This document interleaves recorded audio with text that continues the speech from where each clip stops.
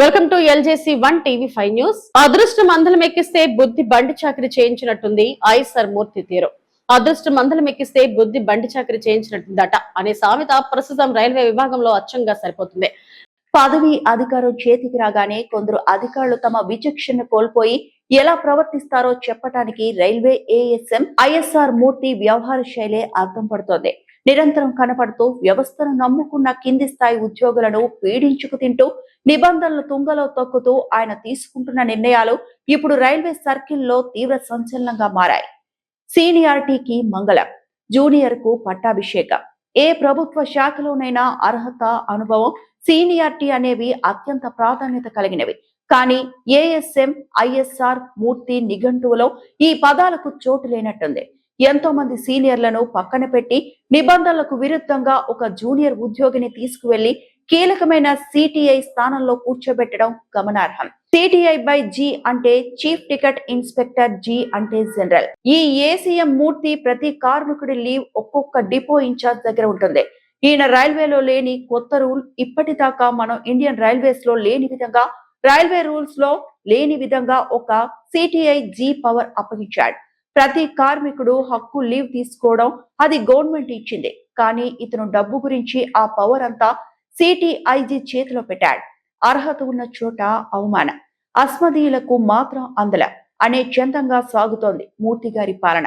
ఎన్నో ఏళ్లుగా డిపార్ట్మెంట్ లో నిజాయితీగా పనిచేస్తూ ప్రమోషన్ కోసం ఎదురు చూస్తున్న సీనియర్లను తీవ్రంగా అవమానించడమే కాకుండా వారి ఆత్మస్థైర్యాన్ని దెబ్బతీసేలా ఈ చర్య ఉందనే విమర్శలు వినిపిస్తున్నాయి. ఈ ఏసీఎం మూర్తి ప్రతి కార్మికుడి ఎల్ఏపి లీవ్లు 30, సిఎల్ లీవ్లు 10, ఎల్హెచ్ఏపి లీవ్లు 20 ఉంటాయి. ఒక్కొక్క డిపో ఇన్ఛార్జ్, ఒక్కొక్క కార్మికుడికి డిపో ఇన్ఛార్జ్ ఈ లీవ్స్ ఇవ్వచ్చు. కానీ ఈ మూర్తి రైల్వేలో లేని కొత్త రూల్, ఇప్పటిదాకా మనం ఇండియన్ రైల్వేస్ లో లేని విధంగా, రైల్వే రూల్స్ లో లేని విధంగా ఒక సిఐటిజి పవర్ అప్పగించాడు. ప్రతి కార్మికుడు హక్కు లీవ్ తీసుకోవడం అది గవర్నమెంట్ ఇచ్చింది. కానీ ఇతను డబ్బు గురించి ఆ పవర్ అంతా సిటిఐజీ చేతిలో పెట్టాడు. అంటే ఇతని అహంకార అధికారం ఏ విధంగా ఉందో అర్థమవుతుంది. కింది స్థాయి ఉద్యోగులపై మానసిక వేధింపు కేవలం పక్షపాత నిర్ణయాలతోనే ఆగకుండా తన పరిధిలోని కింది స్థాయి ఉద్యోగులను మానసికంగా, వృత్తిపరంగా పీడించడమే ఏఎస్ఎం ఐఎస్ఆర్ మూర్తి నిత్యకృత్యంగా మార్చుకున్నారనే ఆరోపణలు వస్తున్నాయి.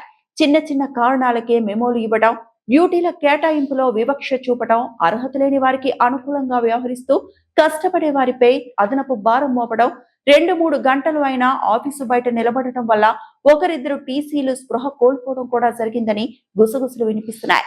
ఇటువంటి చర్యలతో కింది స్థాయి సిబ్బంది తీవ్ర అసంతృప్తితో, ఒత్తిడితో కాలం వెల్లదీస్తున్నారు. వ్యవస్థను భ్రష్టు పట్టిస్తున్న వైన అదృష్టం కొద్దీ పెద్ద పదవి దక్కినప్పుడు ఆ పదవికి న్యాయం చేస్తూ అందరినీ కలుపుకొని పోవలసిన బాధ్యత సదరు అధికారిపై ఉంటుంది. కానీ ఇక్కడ మూర్తి గారు మాత్రం తన సొంత ప్రయోజనాల కోసం లేదా అస్మదీయుల ప్రసన్నం కోసం వ్యవస్థ రూల్స్ నే మార్చేస్తున్నారు.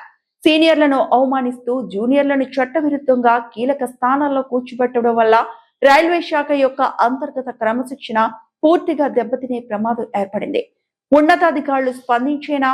అధికారం శాశ్వతం కాదు. కానీ చేసే పనులు తోటి ఉద్యోగుల గుండెల్లో సంపాదించుకునే గౌరవమే శాశ్వతం. అదృష్టం అందలం మెక్కించినా బుద్ధి లేకపోతే బండ చాకిరీ తప్పదు అన్న సామెత చందంగా మూర్తి గారి ఈ పక్షపాత వైఖరి కింది స్థాయి ఉద్యోగుల పట్ల చూపిస్తున్న పీడన త్వరలోనే ఆయనకే రివర్స్ అయ్యే రోజులు దగ్గరలోనే ఉన్నాయని ఉద్యోగ సంఘాలు గుసగుసలాడుకుంటున్నాయి. ఇప్పటికైనా రైల్వే ఉన్నతాధికారులు స్పందించి ఈ సీనియారిటీ ఉల్లంఘనపై, కింది స్థాయి ఉద్యోగుల వేధింపులపై తక్షణమే విచారణ జరిపి న్యాయం చేయాల్సిన అవసరం ఎంతైనా ఉంది.